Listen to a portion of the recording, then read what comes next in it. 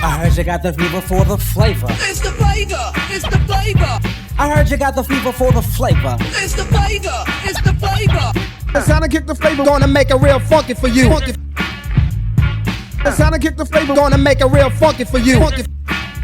Ain't it funky now? Here comes the flavor. Ain't it funky now? Hey everyone, it's Jason Bennett from Comics Bodega and the Funky Flavor Podcast, and we're back with another Kickstarter Spotlight. Today I'm joined by an Emmy-nominated writer, producer, and director. He's written a number of DC Comics animated features, such as Batman Hush, Justice League Dark, Justice League Action, Injustice, Aztec Batman, and for a fan like me, he's actually worked on Green Lantern, the animated series, as well as co-wrote Green Lantern, Beware My Power. Now he's returning to Kickstarter with Area 51 Studios number 3 that funded an amazing 8 hours, and it's currently live on the crowdfunding platform through Thursday, June 18th. Please welcome my guest. He was a Comic-Con nerd before he was trendy, Ernie Altbacker. How you doing, Jason? I'm doing wonderful, man. Thanks for having me on. I'm happy to have you, man. Yeah. You know, especially when I found out you worked on those Green Lantern animation series. I'm like, man, you know, I was wearing the right shirt for this. I did right. I know. not know. This is just random. This thing gets it came up. It was its turn, and I was like, well, you know, I'm on a comic, podcast. I might as well wear something comic-y. Sure. It could have been a bunch of other stuff, you know. It could have been Star Wars, could have been something else. And hey, thanks for sharing with me the first 2 issues, Area 51 Studios number 1 and 2. One thing I wanted to point out, and I noticed it on both issues, I really appreciated your wall of backers of the campaign, but most notably that it was on page 1. Which I don't believe I've ever seen. It's typically in the back few pages, the last page, and that was the first thing you come out. You open, after the cover, it's, showing some love for the backers first, that they made that possible. So kudos to that. I love that.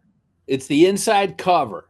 Just in case anybody thinks that, wait, it's taking up page 1 of the book. No, it's the inside cover. So people who know the issues that I looked were PDFs. So. Oh, okay, yeah. You're right. The first one's a cover, and the next one, I'm like, it must be page 1. There you go. Yeah. Because PDFs don't work. They don't. Right. They just go. They consider the cover. Yeah, they consider the cover page 1.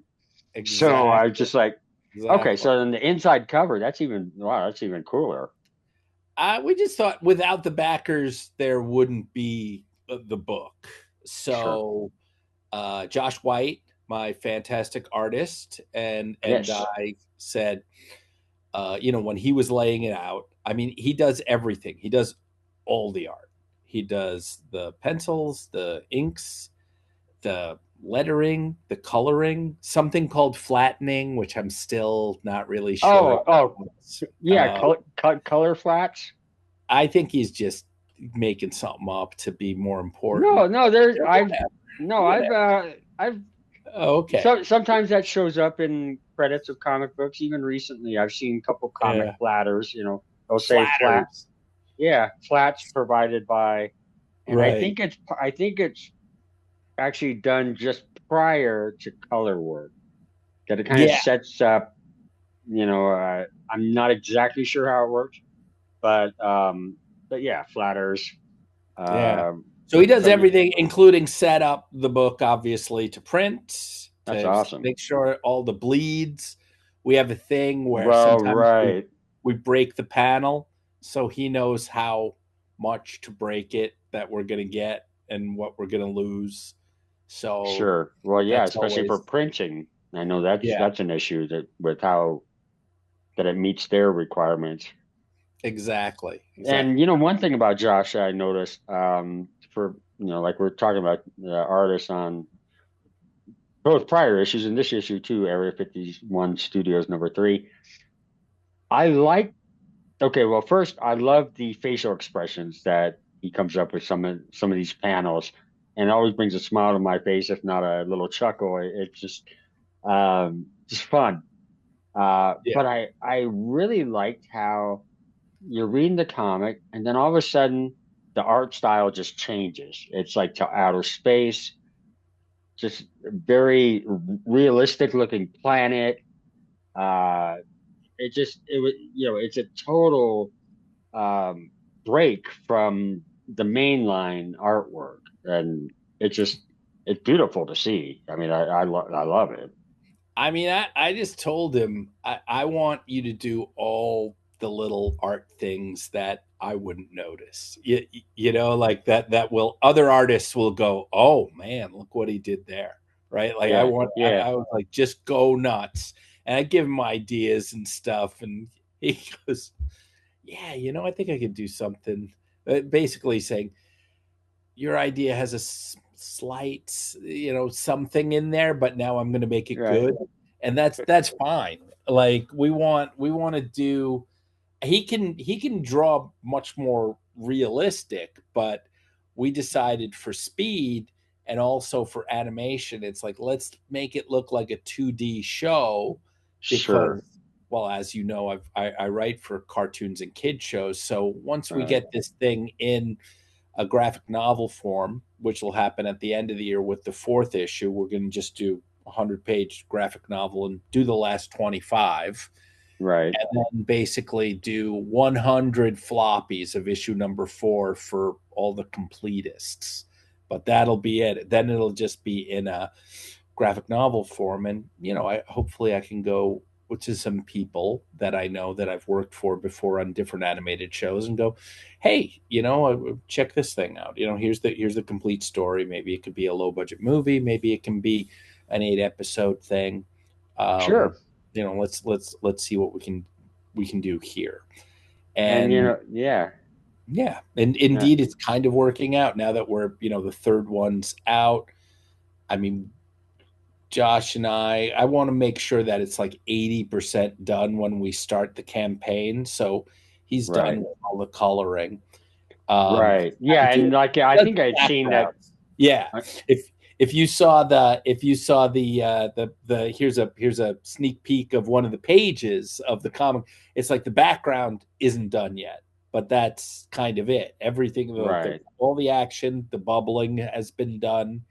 Well, and you mentioned that you're waiting for the campaign to end to include the backers of the tier to be drawn into the comic, right? Right. That kind of be like part of your final touches. Yeah, we have a draw me in category. So far, 2 people have joined in on that. Dude, you know what? You're forever immortalized in the comic book, man. Who wouldn't love that? I've been in 2 or 3 myself that I didn't even ask for. Actually, That's great. That's the best type. Just right? It's definitely a note on, well, maybe not my resume, but definitely something. Why not? I'll always cherish, and I'll pass along to my niece, who's going to end up getting all these anyway. Well, you know what? For the people who don't know, I guess let me tell you a little bit about Area 51 Studios. So basically, Area 51, it is a secret location, but not for the reasons why everybody thinks. It is because Area 51 is actually a studio lot where aliens looking to save a buck or a gracnel in my story come to make galactic reality shows or B movies. And so it's kind of like Seth Rogen's The Studio or Dating Myself, Larry Sanders Show meets Men in Black. With and after reading the first 2 issues, I'd say that's pretty accurate. Yeah, with a little like Douglas Adams kind of sensibility, odd sensibility. Sure.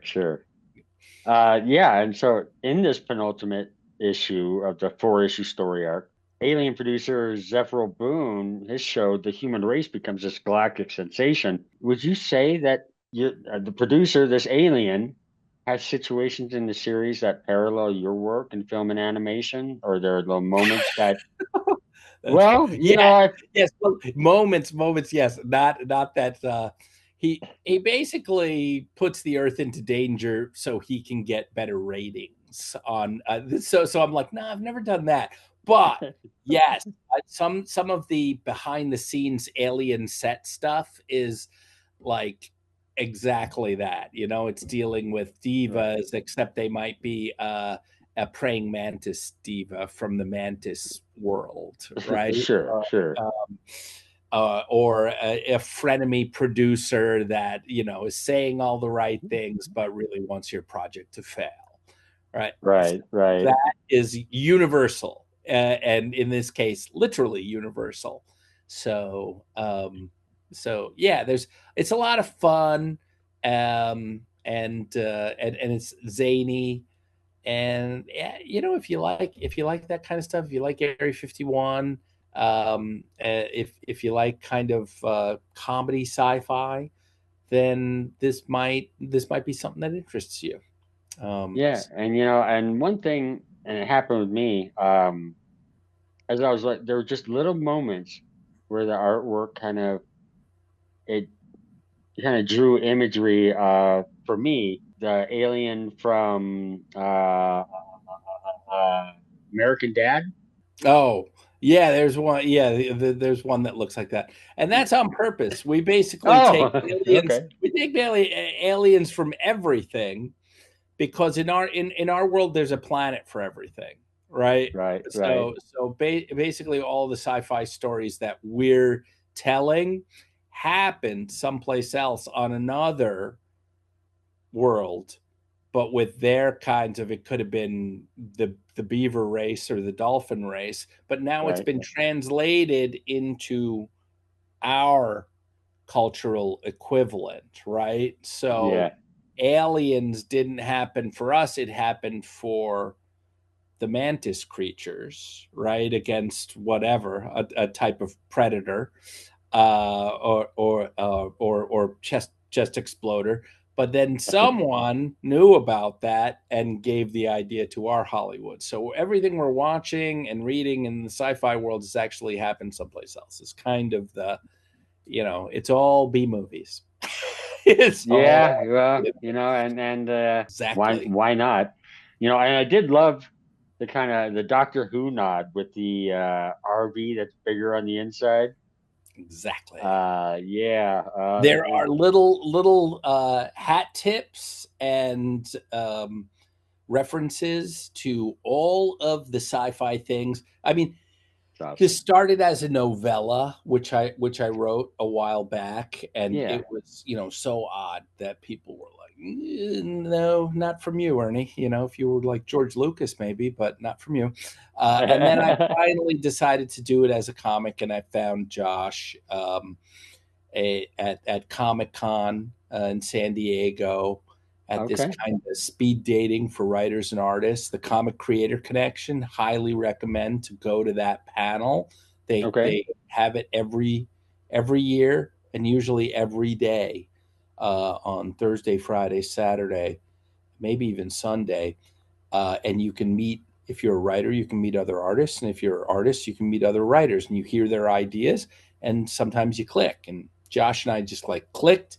He was at the right time in his life, where his kids were a little bit older, where he's like, man, I'd really like to do a side project that is a comic, because he's a professional. He owns a graphic design studio, right? That's what he does. Right. So and he's kind of an artist, but he's like, I'd really like to try the comic thing, but he has no kind of ins.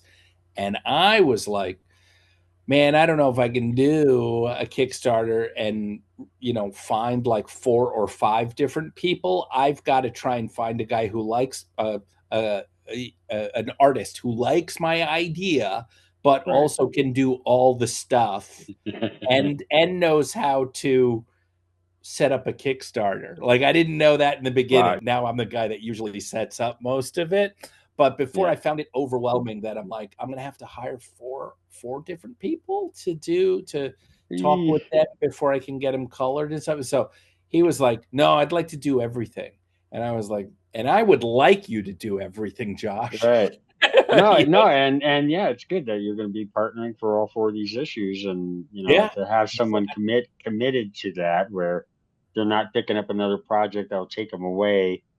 Hey, I can't work on this issue right now because Exactly. I got deadlines for. He's still young, although when people discover how his speed, I mean, usually I see some of the fulfillment now that I've been made some friends. The indie comic community is, I think, the friendliest out of all the communities. Like if Oh you yeah, do, if we're both going for a staff writing job on, a Harley Quinn or something, there's probably one slot left and you're in direct competition.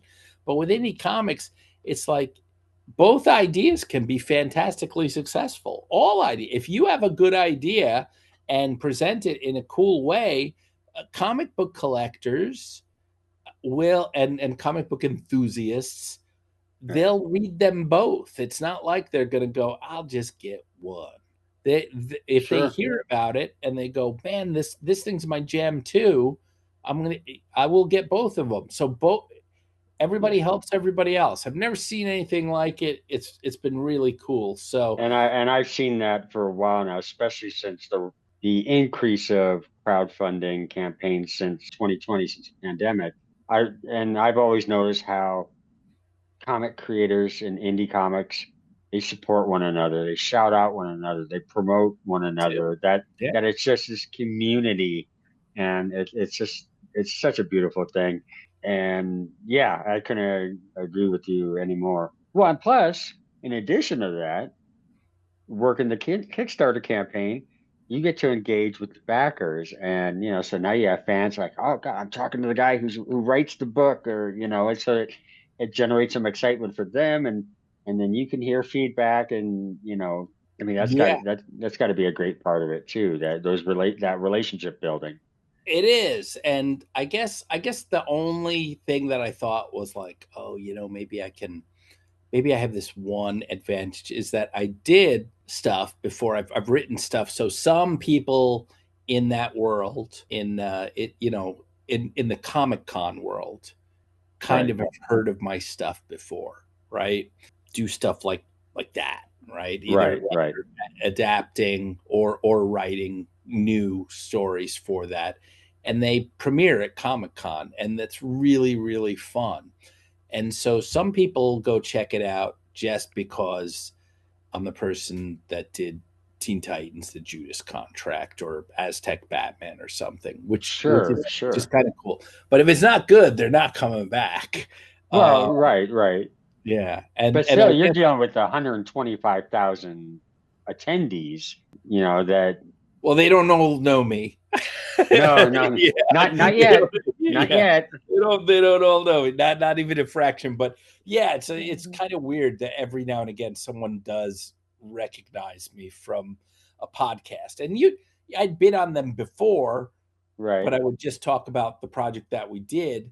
So then I kind of found out from other people. I have some friends that have written on shows that I've written on, like Jeremy Adams or Tim Sheridan, and they're like, no, those podcasters need guests. You should ask them. I'm like, really? They'll like have me on for the comic?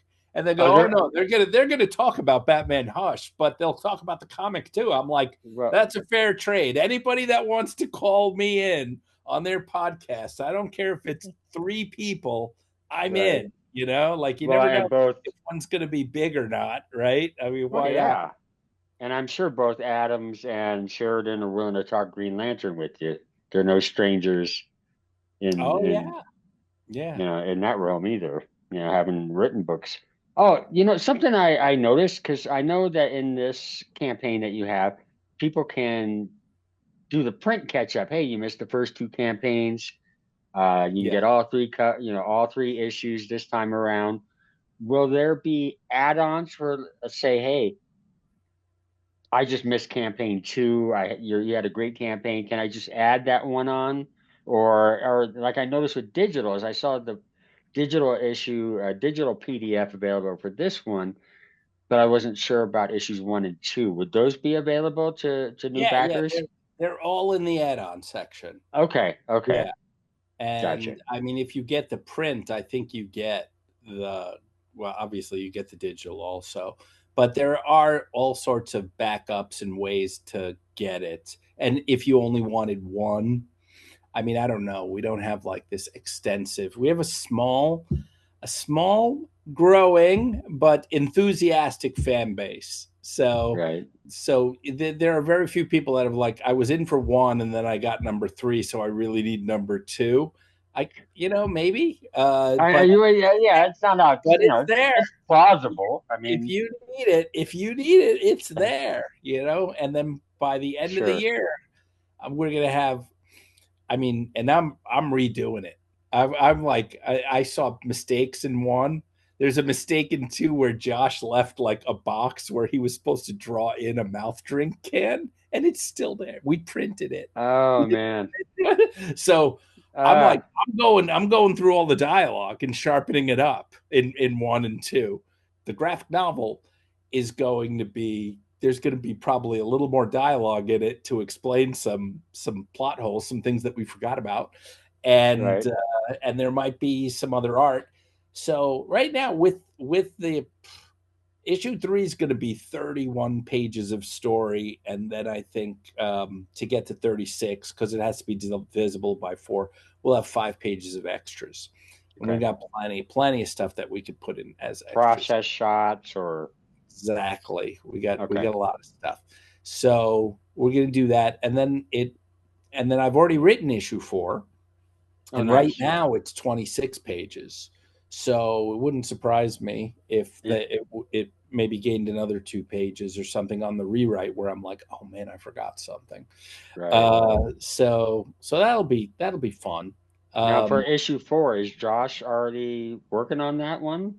Oh no, not yet. He's got to finish issue 3 because we like. Oh, you know what? I was making this point, and then we went off on a tangent. But it's probably my bad, and I apologize if I cut you off. When people meet, then I went how nice they were. Okay, but on some of the books that I get, people haven't started, and I was like, oh, I'm not doing that. Like they end their campaign, and that's when they have to do it. In that they just start, they get their artist then or whatever, and it takes them a year or 6 months or 9 months to get the comic, and I'm like, we're not doing that. We're doing it. It's going to be 80% done when we start, hopefully 100% done, except for the draw me ins by the time June 18th rolls around, and then we're off to print within a week of that, and then we're mailing out books in mid-August. So we want to keep it to like 2 months. 2 months. And that's reasonable. That's very reasonable. I mean, I do have some fast, but yeah. And there are some people that I've had people who've done it that the book's already ready. They're just, once the campaign ends, we're sending it to print. But yeah, if it's still in early stages, it can kind of be a deterrent for backers because they're like, well, I mean, I'm not going to see this thing. Those are the pros. Those are the pro studios, like, Boom or some of the other ones. Of course, they're going to be ready. So they're forcing everybody to up their game, I think, also. But that's not exactly an indie book, when... Right. It's probably the better way. It's the better way to go. Look, everybody being paid is the way to go. Like, we're doing this... I mean, we are flat even. There is no making money on our Kickstarter. We just want to get to that point where we have a graphic novel in our hands going, we did this 100-page thing. And then we're going to also throw in like 20 or 30 pages of extras. And you're 75% of the way. I mean, pretty close. Yeah, I'd say we're 70%. I mean, we got to finish this one. Then then we're technically 75, but let's say we're 65%. But I got you. The story and most of the art is there. And the jokes are fun. I mean, like you say, some of the expressions. He did it a couple times in number 1. We're kind of finding our way too. Like I look at number 1. That's why I want to redo. That's why I want to redo number 1 because there's things we're doing in number 3 that we weren't doing in number 1. art wise. Every time some of the ZB, the main character, shows emotion, there was a couple of times in number 1 where he had like this almost anime type big face, big mouth, like when he was smiling, like, yes, I'm a producing god. And I'm like, Josh, remember this. I want you to do this exaggerated face when he's whining. I want you to make it like, or something like that. And then he started doing it more and more for some of the other characters. And I'm like, oh my God, this is really fun. And so I think he's gonna go back in there and like redo a bunch of the art. So that's why we're very excited. I want to finish the story. Sure. Number 4, big slam bang ending. But this is number 3. It'll really launch you in, and anybody that even does a buck, they get to be in the wall of backers. That's awesome. That's awesome. No, I'm gonna do something. They're gonna every backer from the first from the 4 books is gonna be on that page of the graphic novel also. And who knows, like, you will ever, if it does become a thing, all right, like, say, can you imagine? It's not going to become The Walking Dead. Obviously, it's totally different type thing, right? Sure. But sure. What if it becomes The Walking Dead, and you can always go, I was there at the very beginning. I backed issue 4 when it was in the floppy form. So, I backed issue 3 when the story wasn't told yet. And here's my proof. I'm on the thing I mentioned in special thanks. Yeah. Because I backed it. I mean, I think that's so cool. That's why I backed it. It really is. Really is. Oh, someone's gonna make something, and I'm gonna be like, see, I knew it was good. Like, I knew early. And in addition to that, sometimes you'll have these variants that are they're Kickstarter exclusive. That the only way to get it is back the campaign. Exactly. And I know, like, let people know I backed it to snag Don Wynn, who I've had on before and know fairly well, and definitely at a ton of conventions. He's a great guy. He has an awesome Star Trek variant, and that's the one I had to jump on. I'm like, it's Don, it's Star Trek, great looking cover. Star Trek classic. Yes. Yeah, I love it.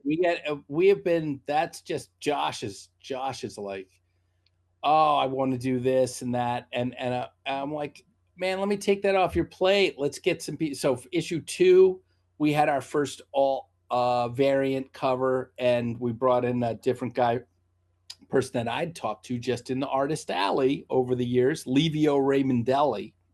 Oh, and, yeah. He had this idea, like, I'd like to do the Matrix cover with the bullet time.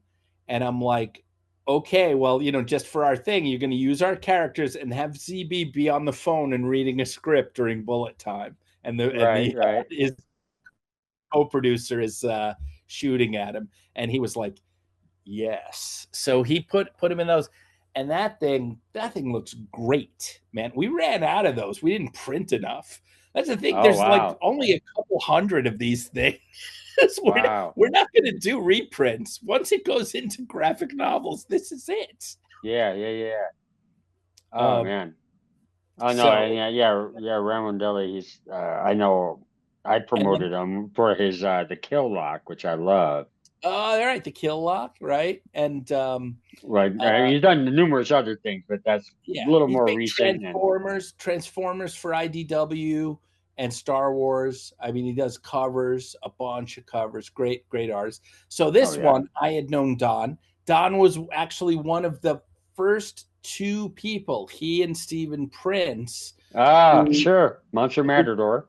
Yeah, Monster Matador, who were recommended to me, like, ask these guys about how to do a Kickstarter. So I took them both out to lunch, and that was the first time, like, here we go. This is what are the big mistakes I'm going to make? And of course, we're still making mistakes on number 3, but they're less so, and now we kind of got it down a little bit. I mean, we keep Sure. our ask low because we just need enough to get it out there. Right. We keep everything low. I know there's people who are like, oh, it's $12 for the or $8 for a digital. I'm like, no, it's $5. like it's just Right. you're helping birth it. We'll charge if it becomes a cartoon. We can charge Netflix. We can make our money off of Netflix. Well, you had this on issue 1 too, that you had mentioned.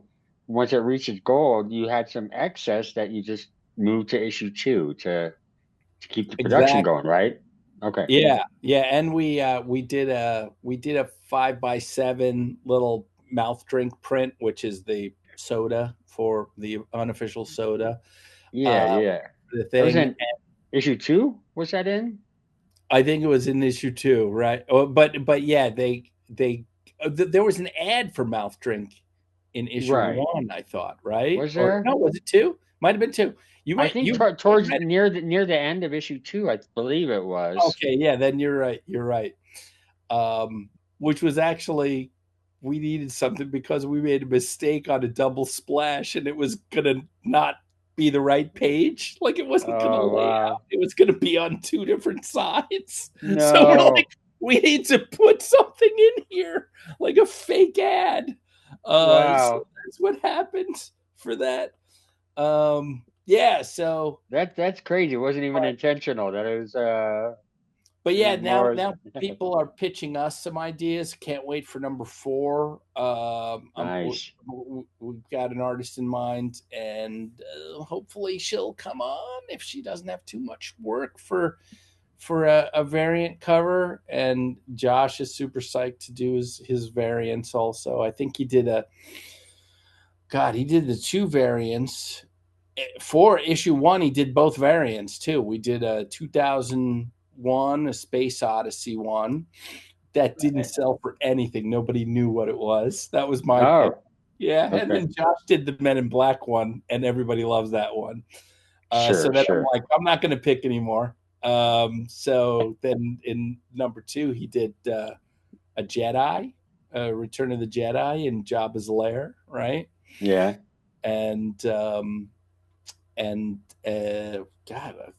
no, that was it. That was it for that. And then this time he's doing Total Recall.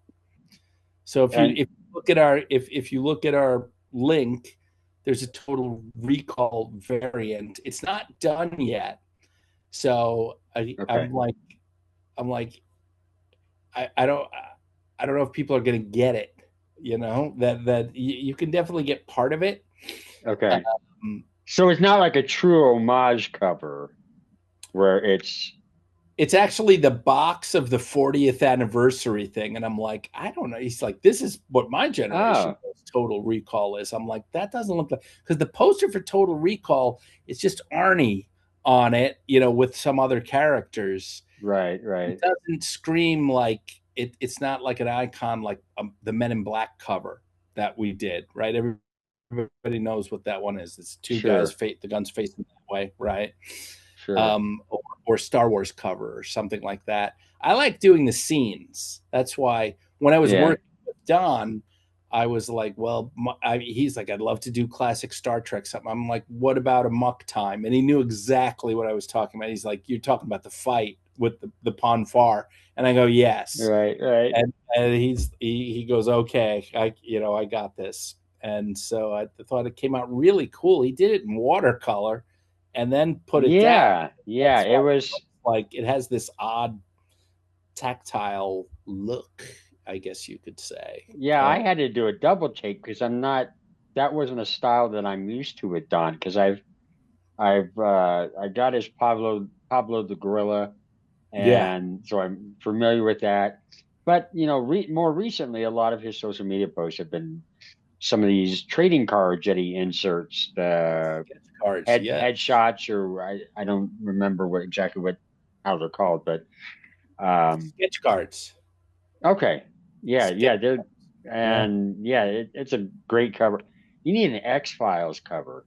That would I think Josh could really nail that too after seeing like the Men in Black cover. Oh, made me think about that. That's interesting. Someone also said Battlestar Galactica cover or Starship Troopers. Starship Troopers I could see, especially for like the movie poster. Battlestar Galactica is a little difficult because I mean they've had some comics, but nothing very notable or memorable about like the debut issue, like what that cover looks like, or that's true. If anything, the series from the 70s had a better issue number one, more recognizable than anything. Movies are usually better for this, for the variant covers if you're gonna do it. And we just have all of sci-fi to kind of look at, right? Oh yeah. You could do, Interstellar. You could do Event Horizon. You could do we need Aliens. to get deep into the issues to do like Event Horizon. I mean, that would be for the true sci-fi nerds. Well, yeah. Well, plus there's an Event Horizon comic out right now that Christian Ward's been doing. It's just that the 4 episodes we're gonna stop. We're gonna pause a little bit and collect it into a trade/graphic novel thing, and then we're gonna do one of Josh's idea. But we are gonna come back. We are gonna come back to so like a second volume. No, we're gonna continue it with issue 5. And we would probably think out in a 3 or 4 issue arc, so it would be another like 80 to 100 page story that we could collect again. So issue 5 would kick off the second story arc. I love it. Exactly. So we would do or who knows, a one shot, a 40 page one shot is not out of the realm of possibility either. But yeah, so we'd like to keep on. Obviously, if something good happens with it, then we will. So, we're definitely gonna. We just wanted to get. It's like these. It was his first Kickstarter and my first Kickstarter. So now we're on our third Kickstarter in a row, and we're like, we need to get to 4, and that will close out a 100 or a 102 page story. And we can make it into a into a trade paperback at that point. So that was our initial goal, and hopefully by the end of the year we will be there, and that'll be something, So that's got to be exciting, knowing that that's just so close on the horizon for you guys. I mean, yeah, it's like we're gonna get there. I mean, hopefully we're not gonna have a table or anything at San Diego Comic-Con, but we're gonna be there, and we're gonna be handing out cards with the QR code to follow the project for number 4, right? And we're gonna get that one up, the pre-launch page up, as soon as we fulfill, basically, in August. And people can find out more at area51comic.com. There's even a button in the upper corner that's what's currently on Kickstarter. So that button will stay there. And once 4 starts, you click that, it'll take you to issue 4.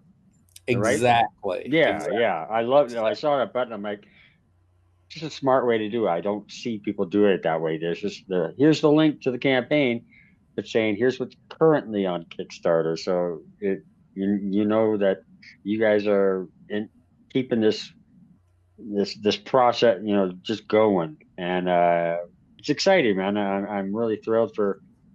It's been a great.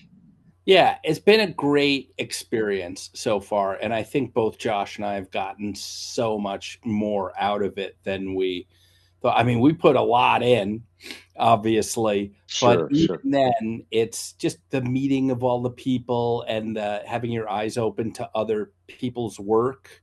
And I was a person who used to always be fascinated by the artist because I cannot draw. I can't draw a lick. it's like magic to me, right? And I knew really early. My dad's a Hungarian machinist. God bless him. And when I was 6, I would try to do I liked Peanuts, and I tried to do my own little comic. And he was like, "Is that a dog?" I'm like, "No, that's a horse." He's like, "These aren't very good. You're not going to be an artist." I went back to his paper and cigarette, and I was like, "Damn it, I really like comics and this stuff, so maybe I can write them instead." So I knew when I was 6 or 7 that I couldn't draw, thanks to hard love, parental dadness. Well, but you had the vision. You just, you may not have been able to illustrate it, but you obviously could have the vision and see these images in your head. And so in your writing and script writing, being able to have your input in the illustrations in that manner, I guess. I kind of did. I mean, I was writing at a pretty early age, and even like long form stuff. Like I hunt and pecked out like 100-page single spaced story off of a comic story in Weird War Tales that was only about 8 pages long. And I was like, no, there's so much more to this story. I'll just going to make up a bunch of stuff about what else happens in this story.